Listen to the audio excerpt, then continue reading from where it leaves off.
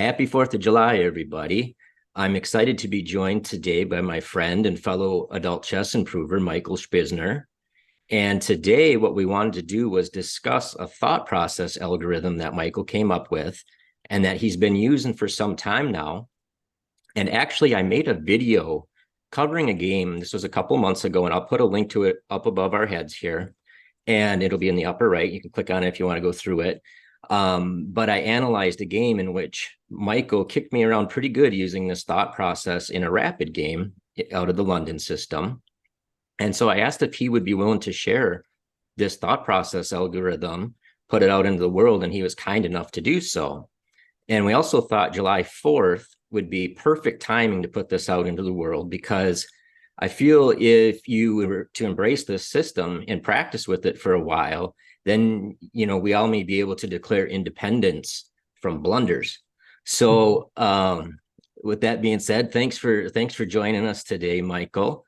Did you want to give any background about your history as an adult chess improver, when you started, anything like that? I'll talk a little bit. First of all, just thank you so much for doing this. I think it's really exciting.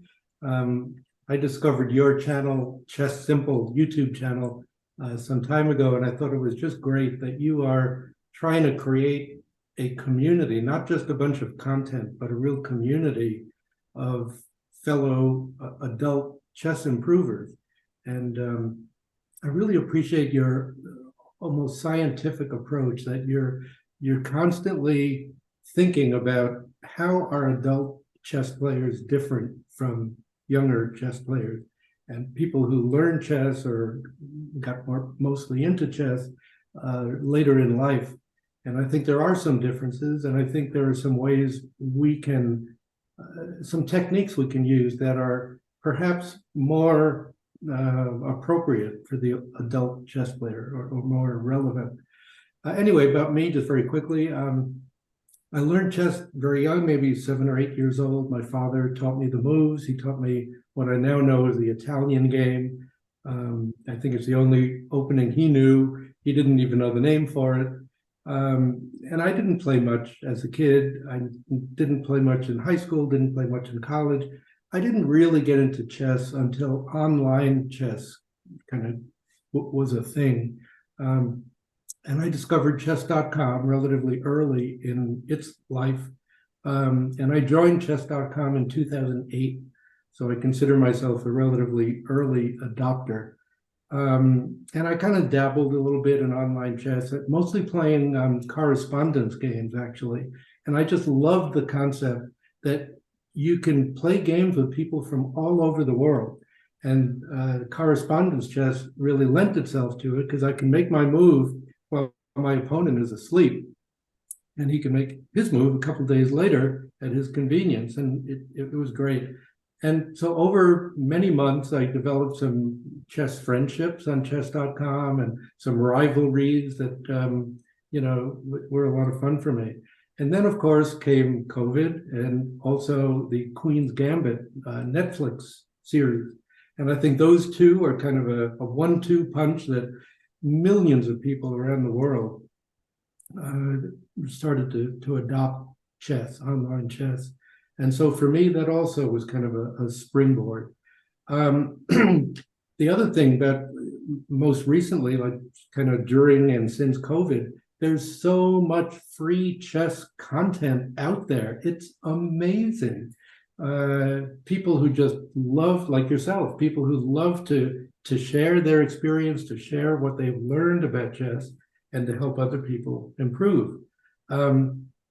So for me, I'm not so much into, or I try not to be into ratings. I don't think of myself as in any kind of competitive goal. I don't have any real competitive goals. I'm 73 years old, so I think my time has come and gone to be, a really, really good, strong chess player. But I can be a lot stronger than I am now, and that's what I want.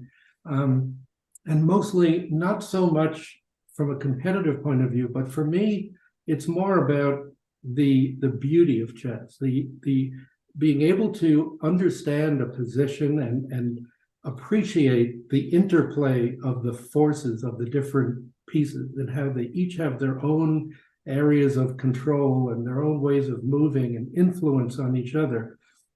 And the fact that it's really a team sport, not like when you play in a chess team, but the team is the team on the board. Your pieces are a team. And I'm just now learning to appreciate that and to use it. So I was playing around on the internet and looking for content.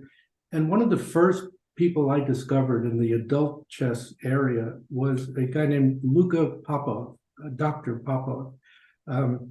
He has a YouTube channel named, interestingly enough, Adult Chess Improver. So I started to check it out, and I really liked what he had to say. The main thing that he kind of gave me or opened my eyes to was he talked a lot in his earliest videos about the difference between chess knowledge and chess skill. And he made the point, and I think it's right, that particularly among adult chess improvers, when we don't play well, it's not so much because we lack knowledge, although that's true too, but even more or more immediately, it's because we don't consistently apply the knowledge that we already have. And so it's kind of a conundrum. Why don't we apply the knowledge we have? That's weird. And so I've been kind of carrying through that conundrum, and I know you have too, Brock, and it's just a challenge, I think, for adult improvers. We know what we're supposed to do, and yet oftentimes we don't. And when I go back and analyze a game, one of my games, I often find that the mistake I made, in retrospect, as I look at it now, in analyzing the game, of course, I knew that. I shouldn't have made that move. What was I thinking? And so that's the other thing that Dr. Popov, Luka, provided.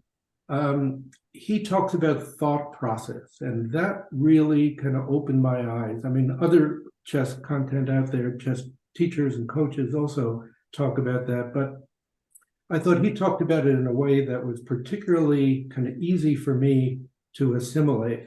And so I watched his videos about the thought process, and what I really wanted to do was to find kind of a guide that I could use during a game. It's one thing to think the right way or think in a strong way when you're doing puzzles or when you're analyzing other people's games or whatever. But at least for me, it's a whole other thing when I'm in a game, and it's so much harder for me to think right, to think straight. So I started looking around the internet for some resources that can kind of help me. And I found an article at one point called the thought process algorithm or something like that. So I was eager to open that article and to read it. And when I read it, it was about, here are the 36 questions that you need to ask yourself on every move. And I looked at the list and I thought, yeah, that's a comprehensive list. I can't quibble with anything on that list. But there's no way I'm going to be able to remember to ask 36 questions on every move. Not once in a while, but you got to do it on every move. So I'm looking for a more simplified algorithm. And sure enough, Luka, Dr. Popov, posted a video on his YouTube channel a while ago called, let me get the exact title, The Ultimate Thought Process Algorithm for Adult Improvers. And I thought, wow, that's what I'm looking for. Thank you, Luka. And I really liked his algorithm a lot. But I found that even his simplified approach was difficult for me to keep in mind on every move, especially when I got into time trouble or when I felt in a game that I was really under the gun and I'm feeling a lot of pressure and I'm feeling fear. My mind just travels, and I find a couple moves later, oh yeah, I forgot all about the algorithm and now I'm losing. So I gave myself a challenge. I wanted to come up with a really simplified algorithm with a very simple and catchy mnemonic that'll help me to remember the algorithm. By the way, if I'm talking too much, I'm a No, excellent. All right. Um, And by the way, I'll put a link to Dr. Popov's. I'll put a link to that video. It'll be above in the upper right corner here, and it'll be in the show description too, so people can watch that after, seeing this if they want to. Wonderful. Thank you. Yeah. And by the way, I've been taking lessons from Dr. Popov, and I also want to say he's a great coach. And if I can put in a plug. Yeah, I can put a link to his YouTube channel, or if he has a website or anything you want me to put a link to, I can do that as well. That's great. Thanks. All right. So I'm on the hunt for a very simplified and easy to remember algorithm. And I thought, all right, let's just take it one step at a time. What is the first thing I want to ask myself when my opponent makes his move? And I give great credit to you, Brock, for pushing the idea that the first thing you want to think about is not so much threats, which is what most chess content talks about. When your opponent makes a move, first thing you want to do is analyze what threats does that create for me, and how am I going to meet those threats? But you say, no, there's one step even before that, and that is to identify what weaknesses did that move create for my opponent. Because if I start by looking at threats to me, oftentimes I'm never going to get beyond that. All I'm going to focus on is, oh my God, threats, how am I going to meet them? I'm in a defensive mode, and I just get caught there, and I don't proceed. So the idea is to start with identifying the weaknesses in my opponent's move, weaknesses for him.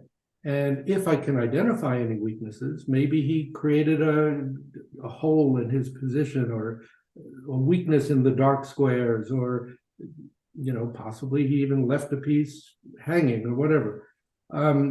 When I can see the weaknesses that he created, that might lead me to identify a target. And in turn, that might lead me to identify a plan and a goal, and then, of course, candidate moves. So the first step is what weaknesses, focus on the weaknesses. Okay, good. That's the first step. Once I've done that and kind of gathered whatever information I can from that first step, then I move on to threats. And of course, that would be the next step. What threats does it create, and how am I going to meet them?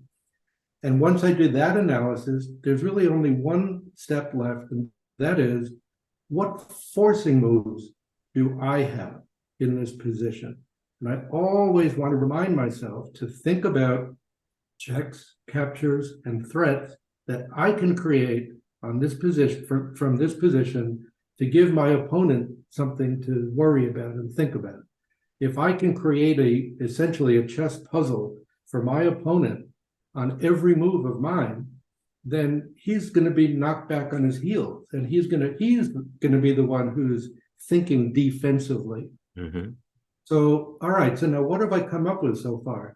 Weaknesses, then threats, then forcing moves. Eureka! I've come up with the ultimate, easy to remember mnemonic. WTF. That's it. WTF. And amazingly enough, that's not so different from what I normally say when my opponent makes a move. What the fuck? But right. more focused. So yeah, that's the first, what I think of as the first half of my algorithm is WTF. Opponent makes a move, I immediately think, what weaknesses does it create? What threats does it pose? And what forcing moves do I have in response? Now, those three parts of the thought process will yield some candidate moves, presumably. When I go through that, I will think about, okay, well, given those weaknesses, here's some ideas I might have for myself. Given the threats, here are some moves I might need to make. When I think about forcing moves, okay, here are some forcing moves I might want to make. Now we shift over to, if I've identified some candidate moves, what is the thought process for evaluating those moves and ultimately, those candidates, and ultimately picking one? And so here's what I've come up with. The first step, just like the first step in the first half, is weaknesses. What weaknesses would that move create? If I made that move, what weaknesses would it create in my position? And that's the first thing I want to focus on. Number two, and this is a different one, this is what effect would that move have on other pieces on the board? And for this one, I want to give a shout out to Luka, to Dr. Popov. He's the one who turned me on to that idea, and I think it's wonderful and very powerful. Every time I make a move, or I consider making a move, I think about, what effect would that move have on other pieces? Does it open some lines for my bishop or my queen or my rooks? On the other hand, would it open some lines for his bishop or queen or rook? Those are all the kinds of things. How does it affect other pieces? So that's O. And then the last step is kind of my gut check. It's like, before I make this move, I want to be careful. Is this somehow a just ridiculous, stupid blunder? Can I get completely whacked if I made that move? So here's the second half of my thought process in the mnemonic term. W, what weaknesses? O, what is the effect on other pieces? And W, can I get whacked if I made that move? So the long and the short of it is, my new thought process algorithm, very simple to remember, even for me, WTF, WOW. What the fuck? Wow. What the fuck? Wow. I love it. And I remember that. I do remember that.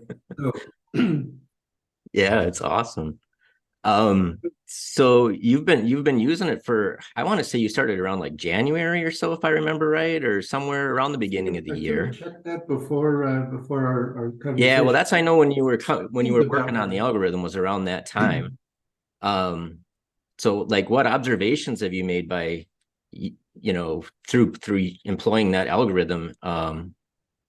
Yeah, well, here's one of the really nice things about this, at least for me.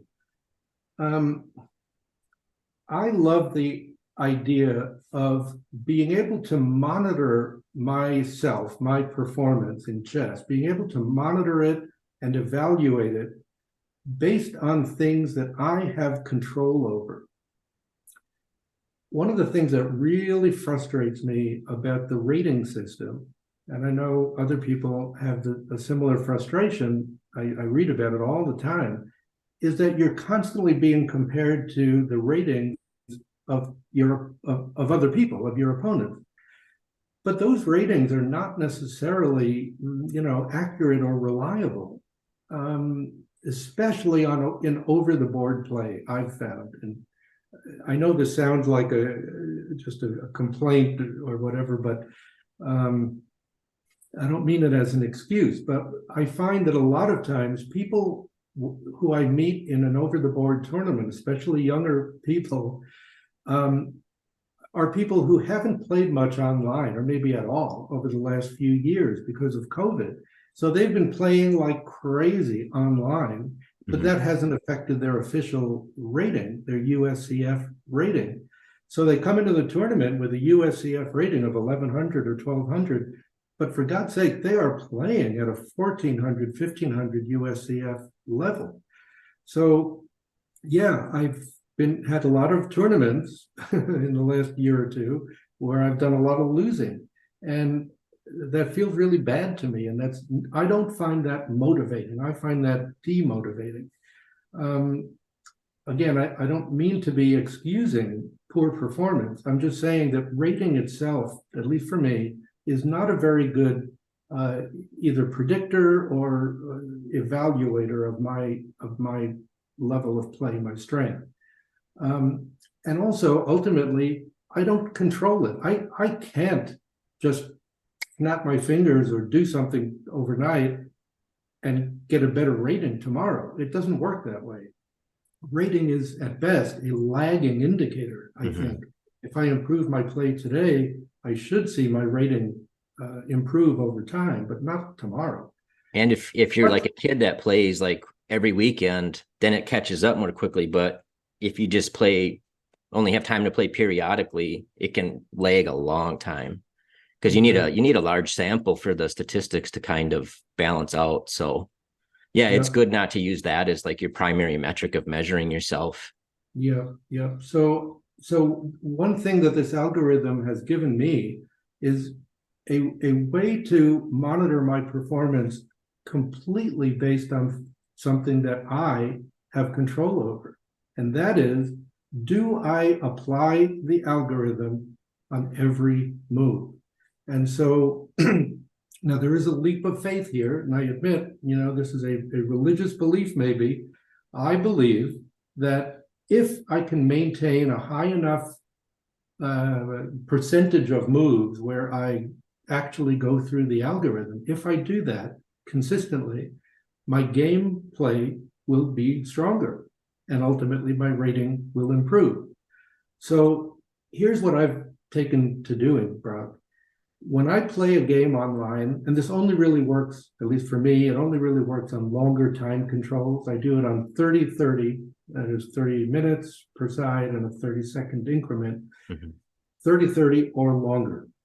Anything shorter than that, I'll still play those types of games, and I'll try to use the algorithm as much as I can. But when I play a 30-30 or longer time control game, I keep a scorecard next to me, even while I'm playing online. Now, obviously, I don't have to write down the moves because they're all recorded automatically on chess.com or on Lichess. But what I do is for every move, I make either a check mark or an X. Check mark means, yep, I applied the algorithm. What the fuck, wow, on that move, it gets a check. If there's a move where I just didn't do it, I got nervous, I got scared, I got tunnel vision. That happens to me a lot.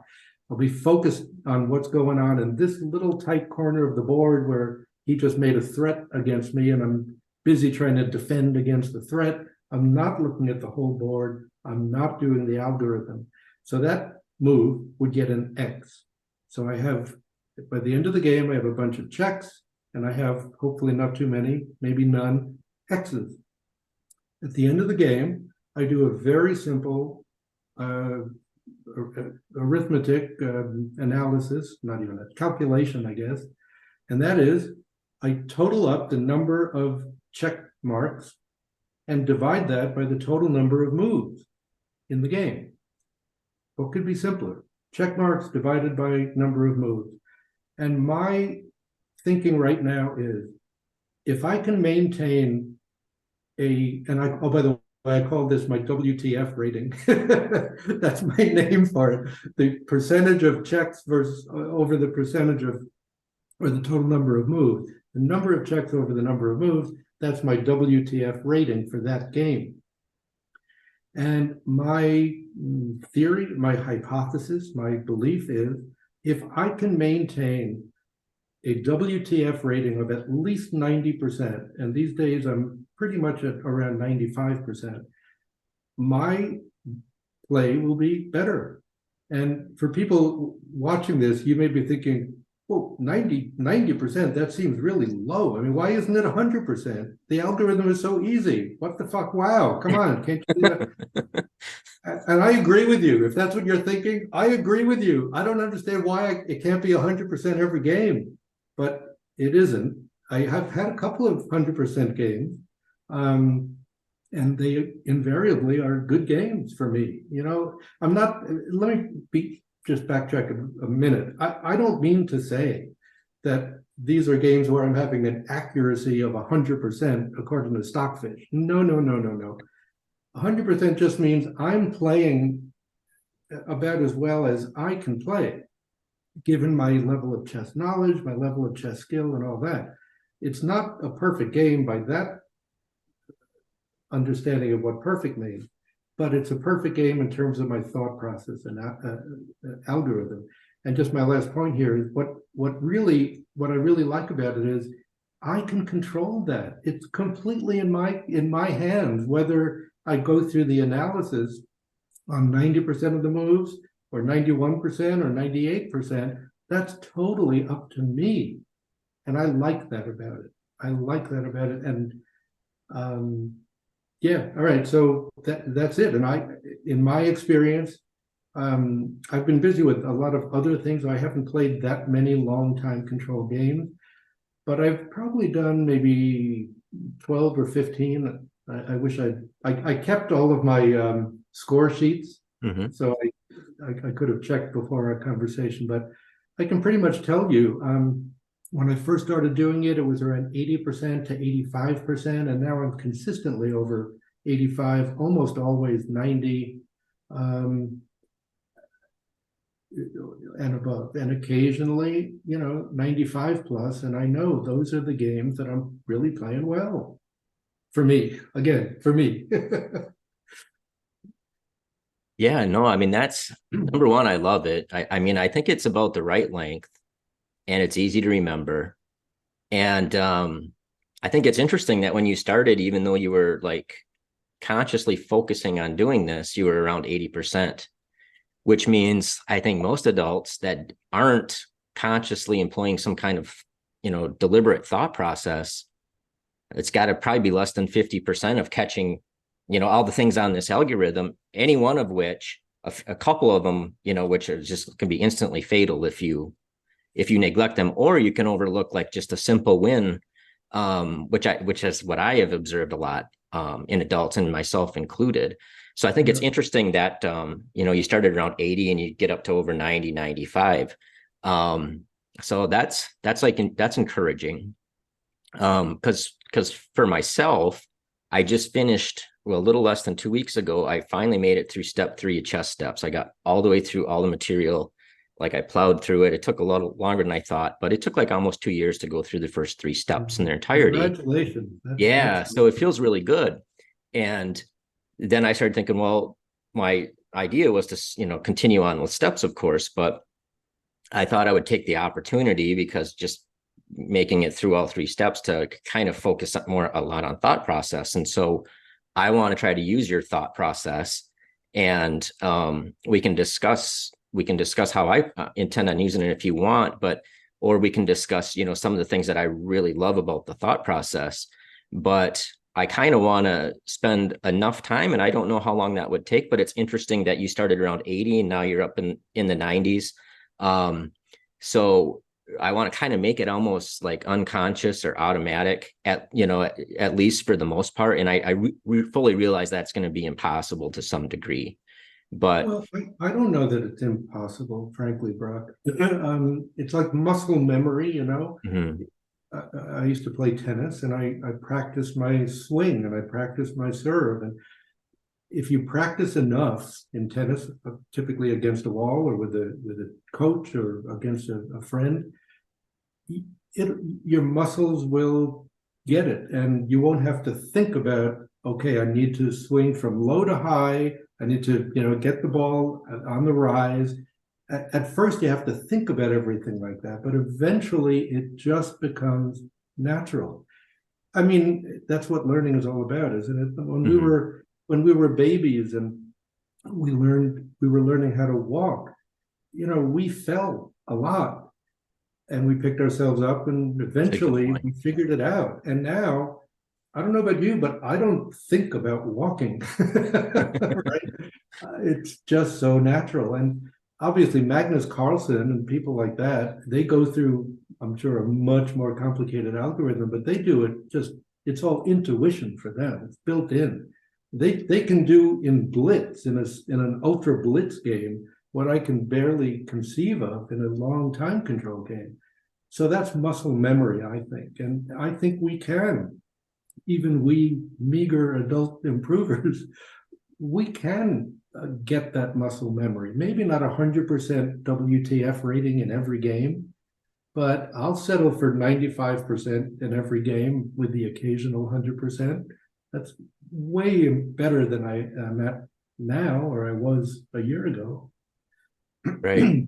Well, because part of what I love about it, I mean, I love the mnemonic, And I think that WTF, as I was thinking about this more, the WTF is actually really good for those like, what the fuck moments where somebody hits you with something that's threatening, right? Because if you think about it, I think looking back, and I was trying to just retroactively process this a little bit, and like I've played my share of kids over the board and online too, of course. But one big difference is if you make some kind of threatening move to a kid that leaves something wide open to be taken, or opens up in a diagonal that can be utilized in some kind of attack, they don't hesitate. That's what they focus in on first. And I think as adults, somebody makes a threatening move to us and we overreact to the threat. And I think, I don't know the psychological reasons for that, but I mean, part of it is like adults, we have responsibilities. I think we're conditioned to understand the risk of failure. And somewhere, like if we didn't get to a certain level when we were young, because I started around age 16 and I wasn't very good, until, I still ain't, but I mean, I was at a very low level, just, in high school. And there's some point where I think like, the boldness and curiosity of the kids gives way to fear at some point, as you become older. And you kind of like, just in life, I don't think chess is any different. If you make decisions based on fear, they're usually poor decisions, right? And I think what your thought process does is it avoids tunnel vision, and it prevents us from shortcutting like certain important elements from our thought process. And that's why I think like looking at what weaknesses they create first, before as adults we let the fear and panic take over, that, oh my God, they're threatening this, I'm screwed, right? But if we can put that space between us and that threat, then that W, the first W and the F, sometimes doesn't matter what their threat is, because if it's not checkmate, we might have checkmate, or we might win more material than they're threatening.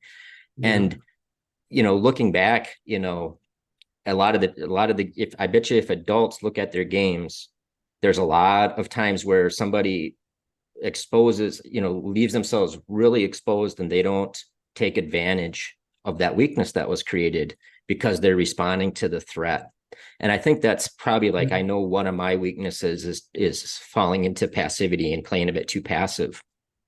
And so I completely agree with you about the adult sort of mind frame as compared to a child's mind frame. And children tend to be, I know it's a gross oversimplification, exaggeration, but children tend to be much more open, creative, exploratory. I mean, that's what childhood, at least ideally, is all about. Whereas adults are at the point now where they've got something to protect, something to hold on to. And I think it'd just be a fascinating study for someone in graduate school somewhere. But I'll bet you that a person's career path would have some effect on that too. I know that you are a pharmacist, right, by training and by profession. And pharmacists, medical people in general, are very sort of risk-oriented. Like you don't want to make a mistake, right? Because a mistake can have very grave, literally, consequences. I'm trained as a lawyer, and I worked as a lawyer for 35 years, and very similar mind frame in terms of my professional life. I'm always looking for what's the threat, what could go wrong, right? If I'm looking at a contract on behalf of my client, I always am thinking, what could go wrong, and what can I do to protect my client in the event of, the worst case scenario. Terrible way to play chess. Yeah, and you can't it's not like you can put in, your week of work, Monday through Friday, and then show up Saturday and just turn that off. Exactly. Right? Because decades of that. Or put in your 35 years of work. Well, that's right. Turn it off. Right. Right. Yeah. So yeah, I think this first W of the WTF, focusing on weakness, really kind of inverts that thought process. It really almost forces us, if we go through this process, it almost forces us to think more like a child at that moment, right? Yeah, and I mean, and the other thing too is like, I don't know if you do this, but I've had this sometimes where, you see the threat and then you just get like carried away looking at it. And then all of a sudden you're seeing all these ghosts. Some of them are real threats, some of them aren't. And it's kind of like that. There's that Mark Twain quote that's something like, I've lived through some terrible things in my life, and then some of them actually happened. That kind of Yeah. reminds me of like how my thought process can be at times, especially if you're playing like a stronger player and you get hit with that and it's like, what the fuck? And then you're like, you give that person too much credit and you're like, I have to be Exactly. missing something here. What am I missing? And then you start looking for threats or things that Exactly. you catastrophize the I can position. I can apply that very specifically to a recent game I had where I was conducting a king side attack and I pushed some pawns and I was going for it, and I definitely had a very strong position and a strong attack going. And then my opponent started pushing his pawns on the queen side. And suddenly I started thinking, oh no, oh my God. Now he moves a5, and I'm thinking, I was playing white. He moves a5. I better move a4 because if I don't, he's going to move a4, and that'll be the end of things. So now my attention is all focused on the queen side where he's got his counterplay. But in retrospect, when I look back over that game, he had nothing. And by taking the time and diverting my attention to that side of the board, I lost the initiative that I had built on the king side. And then what's interesting too is, I mean, let's say that person is also like an adult improver, somebody who didn't get to a high rating as a kid.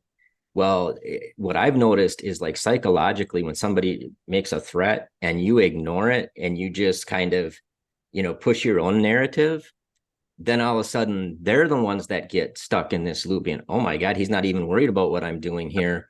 And then you'll notice a lot of times those players will blunder shortly after that. I mean, They'll so take unnecessary risks to make that threat, or yes, in an effort because to make the threat meaningful, right? When right, really, because every move has the element of time. And if you're in, like you say, a race position on both sides of the board, well, time is worth more than anything.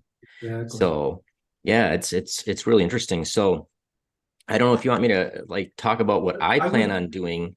no, before you, yes, I want to hear Yeah, that. yeah. But even before you do, could you say a little bit about how you, not in the future, but in the past, how you recently have kind of adopted this in some of your blitz game? Yeah, well, what I did is, so like I said, I just got done with step 3. And one thing that I noticed, because like after like I've known about your algorithm for some time now, and I've been thinking about it, um, even though I'm like was putting all my chess time kind of into just plowing through step 3 and getting done with it. But one thing I thought is like, okay, well, this is interesting. So these chess steps method, I'll put a link to like a video series on it if people don't know what it is, but um, I won't go into that and they can watch it if they want. But one thing I've noticed thinking back that I didn't really notice at the time, but as I was like kind of doing these exercises and already aware of your algorithm, is that the wow part of it, actually you get some training in that from doing the steps method, because you'll have a lesson and then you'll have, I did like all the computer discs, I did every single workbook that you could purchase for each step. And so you would have dozens of problems on each lesson. And what they were good about, and I don't know the exact percentage, but I would say maybe 10% or 15% of the problems would have this thing where if you just instantly made what looked like the obviously correct move, the opponent could do something to you that was stronger than what you could do to your opponent. So that change, so like that, thinking back, like I've improved quite a bit, and I attribute it in large part to slugging it through the steps method. But I think part of it is it like made the parts of the second part of your algorithm somewhat subconscious, where I would do that a lot, where I would make a move and then not take into account what my opponent's response could be. And it would only be in positions where I relaxed, like when I would analyze it after the game, I would have like a 5-point advantage according to the computer. And I almost just be like, oh God, this guy's not resigning. What's and then I make a move where they have some kind of active response to it that I didn't even consider, because in my mind, the game was over. Right. But I think working through the steps it kind of you're more vigilant about that, I guess, just because like you get trained to be like, okay, well, this looks obvious, but I better make sure. And so I kind of knew the value of the second half of that algorithm through the steps. And then I thought, well, I'm not playing like a lot of long time control games. I'm playing a lot of like blitz and rapid. And I thought, well, okay, so like I've gotten better at the second half of his algorithm. But one thing I've always been bad at is especially the first W, right? And the F, the forcing response, and just making sure that I look at the weaknesses and not just jumping at, oh my God, what's the threat? So I said, well, here's what I'm going to do. I think it was like the end of April, I started this and played, I don't know, maybe like 15, 20 games or something. And I said, well, what I'm going to do is so I can track this, I'm going to play a different opening. And what I'm going to do is I'll just play blitz games and rapid games. And I'll make sure in your algorithm, like obviously in blitz, I'm not going to have time to do the whole algorithm, but I'm going to make sure I always get the first W and just look at what weakness they create. And then look if I have any forcing moves. So that's my step 1 and 2. And then I'll go on to the other parts of your algorithm for whatever I have time. And what was amazing is I played different openings, and instead of playing the queen to D8 Scandi, I played queen to D6, and I played A6. I tried to get A6 and B5, and it leads to these wild kind of crazy positions that theoretically aren't good for black, but like it seems like club players kind of struggle against it. And it's positions where people can easily misstep on both sides. And so if you're looking for that W and looking for that F, well, the amazing thing is over about 15 games with that A6, B6, after I played A6, queen to D6 and then A6, my performance rating was about 130 points higher than how I performed when I played queen to D8, which I've been playing and feel like I know it very well and know what's going on. So really focusing on the W and the F, already having built up my muscle a little bit on the second half of your algorithm, just by playing being more vigilant about looking for active responses and weaknesses that are created by opponent, I scored 130 points better playing something that I don't know any theory on. I know 2 setups that you aim for. I know nothing else. And I got 130 points higher. It was like 2130 was my performance rating in that. And then against D4, instead of playing the chameleon, I played C5, and I would play the old Benoni. And it's supposed to be garbage, right? Like, I mean, like if you put it into a computer, it's like 1.5 points better for white than black. Now, amazingly, using the thing where I'm focusing on the W and the F, I scored about 90 points higher playing the old Benoni than I did playing the chameleon, which I've like studied in depth. I feel like I have an idea what's going on and what my plans are. And so I know it isn't the biggest sample size, but it's about 25 games when you combine them that I know like, okay, like I'm going to play these different openings and I'm going to do this thought process. And so what I plan on doing now is I'm going to incorporate this instead of doing steps for a while, for a couple months. I'm going to work on this thought process and seeing how much I can kind of make it automatic. And how I plan on doing that is I'm going to, use it to analyze my own games, of course, after I play them. But the other thing I'm going to do is I'm going to go into the Lichess database, what I have been doing for the last week and a half, and find games where I'm going to look at common lines that come up in my repertoire, ones that come up frequently. And I'm going to find games where somebody a little bit stronger than me beat somebody a little bit weaker than me, and go through this thought process algorithm each move. And I found what's really interesting about it is you'll be surprised at how many games are decided based on something you notice in the algorithm. And like, I only want to get a few 100 points higher is my ultimate goal. I don't know if I'll get there, but from what I've seen is like people at that level still fall into these thought process problems, right? And so my hope is that by doing that, I not only work on kind of ingraining the thought process, But you also, by going through and listing these weaknesses and threats as you go through the game, you learn those positions better.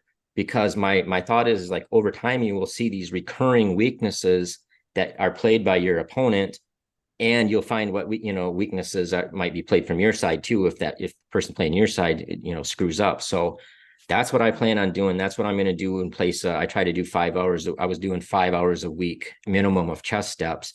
Now I'm going to put that into like either reviewing my games with your thought process or reviewing other games. I just pull them up at random, out of the Lee Chess database in a line I play, and then go through for the game. And I don't like write it down. I just go through it. I have the sheet out and I go through it. And then my idea is I don't know how long it'll take, maybe 2 months, maybe 4 months. I don't really care. I want to get so that it becomes kind of automatic, and we'll just see what happens. I love that idea, Brock. I can't wait to hear how it goes. And once you really start rolling on that procedure. Yeah, I just wanted to mention it's fascinating to me how often there can be a discrepancy between the computer evaluation of an opening or even of any given position and the win rate at the club level. Mm-hmm. So I've been discovering lately, I've been sort of playing around with a couple of openings I would normally never play, like Gambit opening, that the computer says, oh, that's garbage. It's been refuted. It's not a good opening. It's weak. It's not sound. And yet I'm looking at the Lee Chess database, and this exact opening has a very high win rate.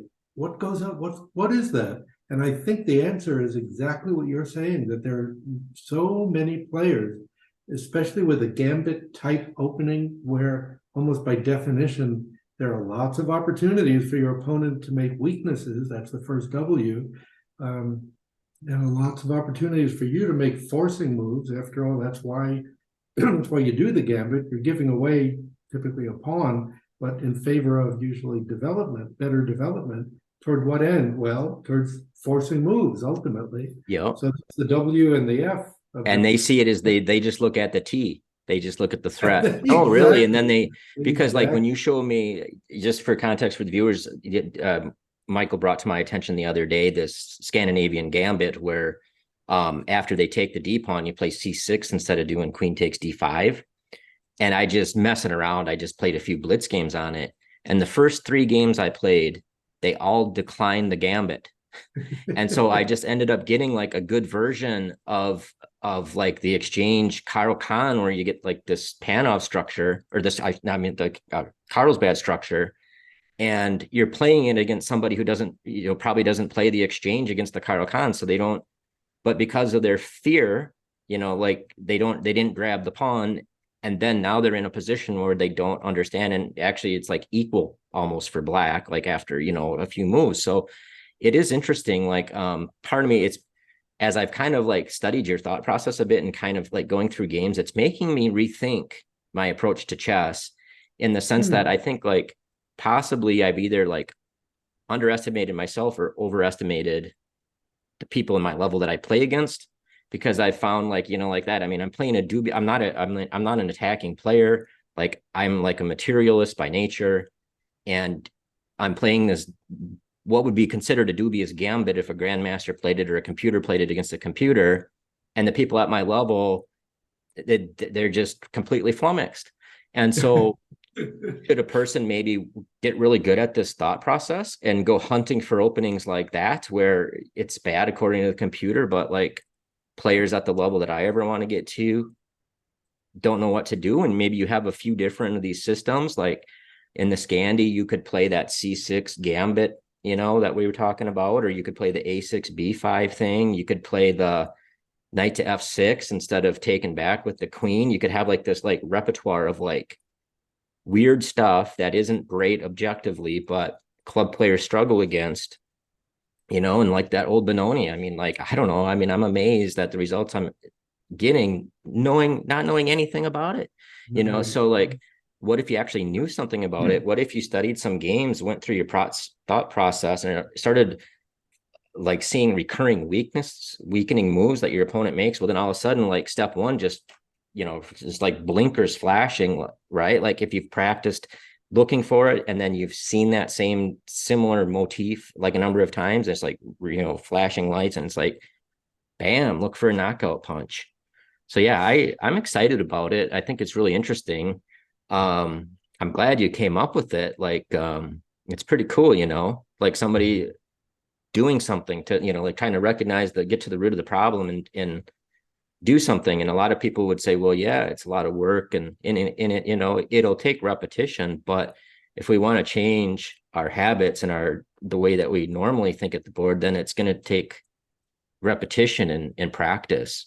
And like you said, it was like tennis or like anything else. We got to get reps in. But I think it can only help us, and try to get it so it's just quick. That's my goal.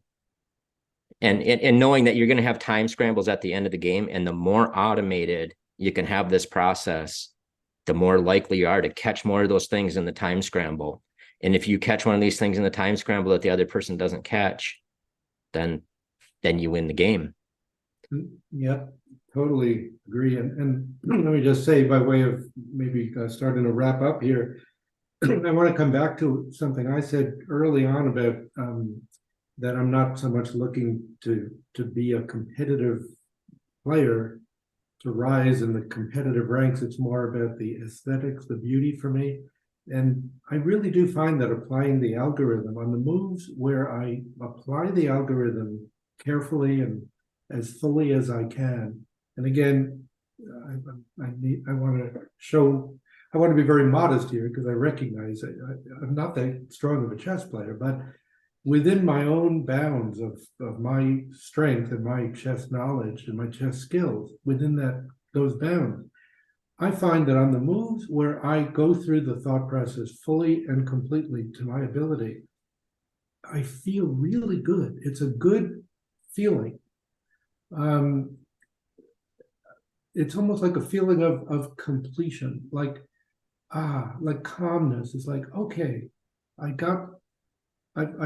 kind of milked this position for all that I can get out of it. It may or may not be all that there is. I'm not saying it's the platonic best move or Stockfish's best move, but at least within my realm, I got what there is to get for me in this move, and I'm ready to move on. It's relaxing, it's calming, and it makes me feel good, and it helps me to see at a deeper level what's going on the board, because I'm not looking at the board through a filter of fear. Right. And, oh my God, what's going to happen next? And oh, I'm in trouble and all that stuff. No. Well, and part of that, I wonder if it comes from your confidence in knowing that, okay, you get hit with something, you get hit by the what the fuck moment, it's like, oh my God, like you were saying, they played A5 and they're going to do the storm. But then you look at your algorithm, and you got your algorithm, and there's a good chance that the WOW part of the algorithm would have caught in it if it was something extremely dangerous. That's right. And there's a good chance that the WTF part of it, you'll find a hole in it. And so you're more relaxed. Like if you can stay relaxed, you think better. Like stress makes people think, like, look at the end of the world championship match, where the one player's like knocking over the pieces and Ding is just calm, right? Like it came down to like who handled the stress better. And if you have a process that you go through every time, like that's one thing I learned in pharmacy. I was fortunate. I had a trainer that was very good, and she's like, the thing she stresses, like, you have to have a process that you do every time, even on the simplest order where you think is just like a very simple thing, and there's nothing wrong with it, because you're doing it for the one time out of 100 or the one time out of 1,000 where there is something wrong. And you're doing it for the times when it's just mass chaos in the pharmacy. There's like a bunch of code blues going on and who knows what. And like, you need to stick to that thought process. And that was like the most valuable professional advice I ever had for me personally. Mm-hmm. And like, it's kind of doing the same thing, in your algorithm for chess. It's just. Here's another example. I think that in the cockpit of a commercial airplane, they don't take off until they go through a very rigorous check of all the instrumentation in the cockpit, panel. And, I could easily imagine an experienced pilot or co-pilot thinking, oh, I don't need to go through all of this. Come on. Yeah, obviously it's fine. It's great. But no, they don't. They go through, at least I hope they do, go through, when I'm the passenger, go through every single check. It's just what you do. And I want to get to the point in my chest where going through the wow, the what the fuck wow process, it's just what I do. It's the muscle Right. memory, and it's just the process. So anyway, I think we're both working towards that goal, and let's keep in touch. Yeah, for sure. And what I thought, Michael, is I may actually do some live streams once in a while. Because like I said, I plan on doing 5 hours a week of your process. And I thought maybe if there's interest, if people, leave any notes or whatever and would think they'd benefit from this, I thought maybe what I could do is play a rapid game, just play like an unrated rapid game where I try to go through the thought process as I'm going until my clock gets down, under a few minutes or something. And then I'll just split stuff out and then go through your thought process after the game, and then see what can be learned from it, because I need to be doing it anyway. And then so I thought about that, and then perhaps sometime in the future maybe I'll reach out and see if you want to like just pick a game at random with me. We could just go on and pick a random game and do it together, only if you had interest or time or whatever. But maybe in your Scandinavian gambit lines or something, if you find like an interesting line, we could say, okay, let's just pull up a random game in Lichess where somebody is a few hundred points higher and outplay somebody else, and then we'll go through that thought process. But anyway, thanks so much. I really appreciate you taking the time to do this, making me aware of the thought process and putting it out in the world, because I do think a lot of people can benefit from it. So Well, really a pleasure and an honor for me to be with you on this. It's great. So happy Blunder Independence Day. If we get this yeah, posted about July 4th. yep. So the goal is by next 4th of July, no more blunders. All right, have a good one, Michael. All right, thanks a lot, Brock. Enjoyed it.